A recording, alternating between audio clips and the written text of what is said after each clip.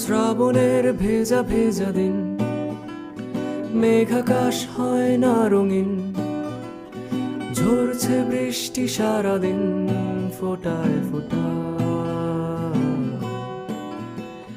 কেউ রাখে না কারো কথা, কেউ শোনে না কারো বারণ, কারণে অকারণে ভাঙন দেখে যায় বৃষ্টি এলে জানালা ধরে।